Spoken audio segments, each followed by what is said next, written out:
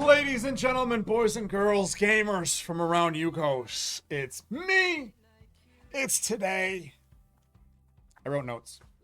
We got a balance patch. We got new hero powers. We'll get into it. I'm not gonna go point by point. I read everything. I wrote down my thoughts off the rip. I've been away from the keyboard for this last week, so I haven't played. And I haven't played with these new changes. So that's needs to be said right off the top. It's just going to be kind of my two Satoshis for what it's worth, you know? And the hero powers, I'm not going to talk about them today. It makes me, having hero powers drop today, when I read before that we had till the 12th, till set lock, it makes me think that this is the final set lock for this thing. Because I don't understand why you would be dropping new hero powers when we got like 2 weeks to go on this balance phase. And you think you're going to balance it in 2 weeks with new hero powers. I don't know. I don't know why. To me, you're polluting your data pools. You know, the data pools for this thing has been a mess since the very beginning because Mitosis wasn't even God locked. We only played one standard format this entire time. And it was up against Guardians, which was, in my opinion, the worst set ever released in TCG history. And it's kind of annoying. It's annoying when the growth of the game is in formats, the fun of the game is in formats, and we are balancing based off data sets from the eternal ranked mode of who gives a shit. I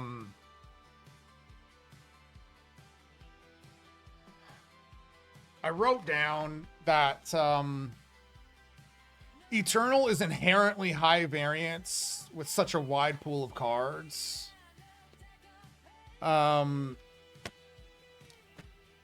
It's a Q lottery. The data shows it. You know, you got decks, counter decks. Because of that philosophy of we'll balance this game next set. And your definition of a balance is just absolutely hard nuke the previous one. You know, which makes collectors of the cards not want to collect. You know, not their good cards. Not the cards that are gonna, you know, matter ever in the game, because the next set you're gonna come out and hard counter it. It's just happened over and over and over and over again. You know, the amount of silver bullets that exist is it's embarrassing. It's embarrassing. To me, standard is what truly matters when it comes to competitive play. The balance in standard is what really matters. So when I look at the first card here, like, let's talk about it. So the card From Below, it no longer creates a spore when played. They said there was just too many overpowered toxic follow-up plays, which, sure, in ranked mode, I believe it. Death has nothing but toxic overpowered follow-up plays. That's all they have. It's all they do whatever they want. They can rip through their deck in like 5 turns. That's what they're going to do. So I'm not surprised that showed up in the data set. And then they also said, like, the overall, just looking at it, that the Everborn archetype didn't need that extra spore. So they took it out. I wrote down it just makes an easy deck even easier. That's that extra spore. So instead of being even easier, it is now just easy to pilot. Reprocessor Xylaria. So last week I made a video about how I thought this was the card most deserving of a buff. They looked at it, they looked at the Eternal data, and they said this thing's way too good against Relic War. So we're gonna take it from a Destroy Relic to make it a worse Zvart Basilisk. Why? My relics? My relics! My relics! So back in the day, let's go down memory lane for a little bit. It used to be that the only thing that said Destroy Relic on it was actually a card for war. And outside of that, we just had crappy text like this on cards. 2 durability was kind of like what it's the Zavart. Bunch of other things. The what is it? The Briar did 4. And what happened back then? All the good players, all they would do is play around that. Like if I knew all you had was the freaking crappy ass Zvart Basilisk, I would just always have my durability be 3. And then your card's useless. So that's where this card is for me. It's something that maybe should be in a Sanctum, but we don't have Sanctums in these formats. By and large, no Sanctum in formats, which is amazing. No tech in these formats, which is amazing. The amount of freaking formats where you lose to relics is embarrassing. There's no Void Hate. There's nothing. There's no tools. And so they were also trying to. They actually said that they're trying to protect Relic War. Trying to protect the deck from 12 years ago. Blind to the fact that with this Roots of Ruin set, there is a relic that War can freaking pull to their hand with a spell, play it, and now they have an infinity relic that loops back into their hand until they have all the tools that they need and they can OTK their opponent, which is actually pretty freaking easy to do. Because we're not gating, we are not anchoring that relic in any capacity. It can swing face, which is a problem now. It's a problem now. But we are getting rid of Destroy Relic because, we've got cards coming and we want them to play it. They're not going to play it. They're going to play the Infinity Relic. They're going to go with the Infinity Relic. Calling it right now. Whatever freaking relics you got coming, useless unless it says on those cards, when destroyed, come back to your hand. They are going to use this card from this Roots of Ruin set more because you're not gating it at all whatsoever. So to me, this is an it's an over nerf that missed the point. They said that the problem was the loop, that you could loop that card and destroy the relics over and over. They said that's the problem. Did they solve the loop? No, they just made the card so bad you won't play it. To me, this card was already on the cusp of leaving my deck forever, and selling all Shine versions of it. This just drives the nail in the coffin for me. The 2 durability is garbage. I would rather try and pull something out of the Sanctum. If there is a Sanctum.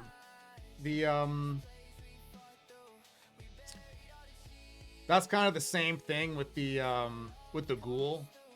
So the Ghoul, it now targets a random minion because it was hitting like the lowest, and so they were like, "Yo, it's too consistent of a board clear."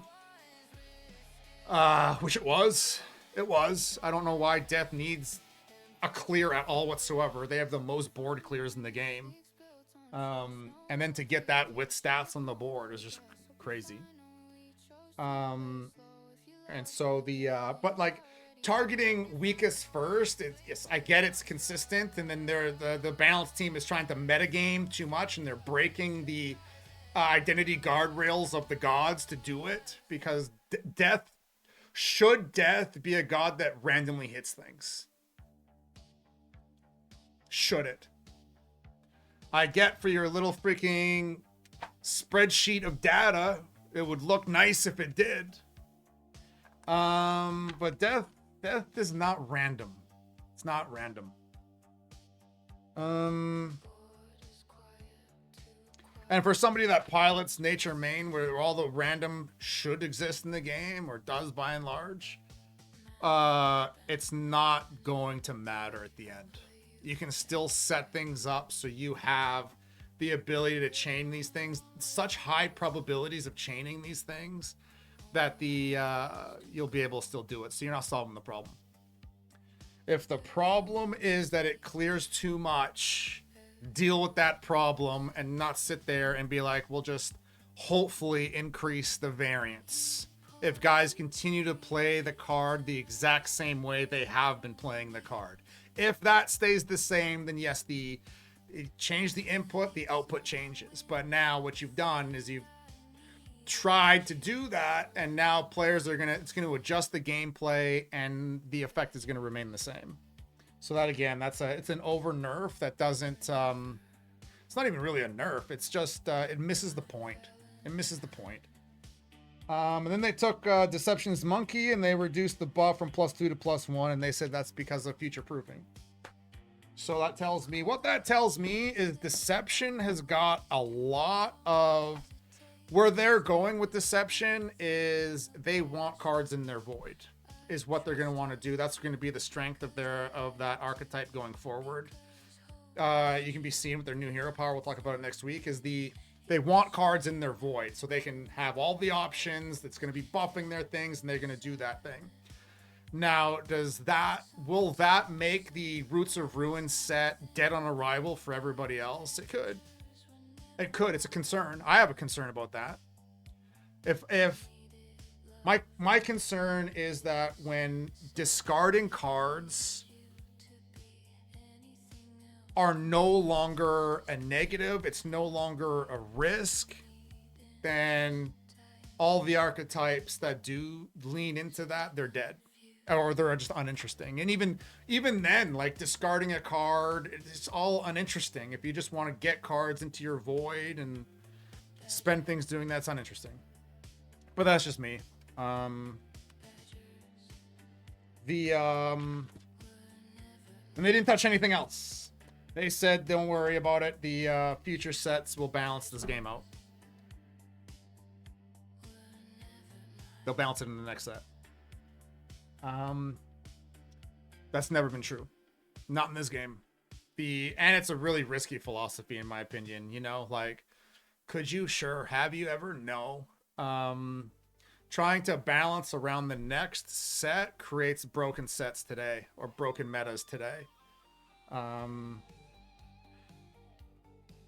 What I'm disappointed in, by and large, if this is it, is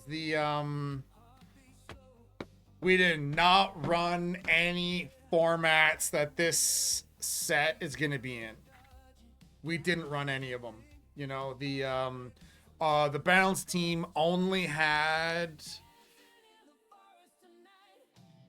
the future cards to look at and the data sets from the Eternal Mode of Who Gives a Shit, you know.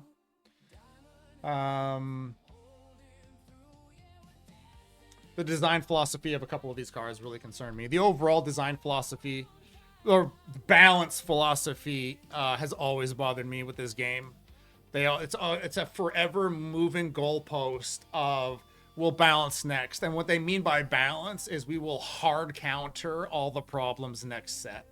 And that's how you end up with a game which is just a Q lottery of decks counter decks, and all the data shows that. The game is by and large decided who you queue into. Did you queue into that hard counter or not? It doesn't matter that the lines that you take, the skills, or anything that you got going on. It doesn't matter because they'll balance it next set with a hard counter. You know. I'll end on a positive though, which is that the balance patches that we have got from this thing, I like what they're trying to do. Okay. And that, to me, it is that they're trying to reduce the consistency of oppressive decks and slow things down, like slow that game timer. But I just believe that the competitive side of this game lies in formats, that the fun lies in formats, and we need to be careful of not removing tools that are needed in those formats, and that high identity pieces cards remain high identity pieces in this thing and not just generic win cons for everybody. Because once this set locks, we're stuck with it forever. If we're not already stuck with this forever. And going forward, I would like to see more formats where the set that's being balanced get into. Because designing and balancing for the eternal mode of who gives a shit does nothing for nobody. It doesn't do anything for nobody. And then you get into these formats and you see just how bad the balance actually is. You see it over and over and over again to the point where you gotta ban these cards. And this set doesn't deserve to go down like this. It was so brilliantly designed. It just needed better support in terms of the formats that were given to the community during this time to give a better breadth and scope of the data. And I think the long-term balance philosophy needs to be cleaned up. So that's me. That's me.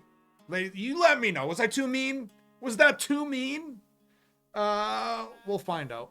We'll see. We'll talk about the hero powers next week, guys. You guys let me know. Okay. Let me know either way. Take care, guys. We'll see you when we see you.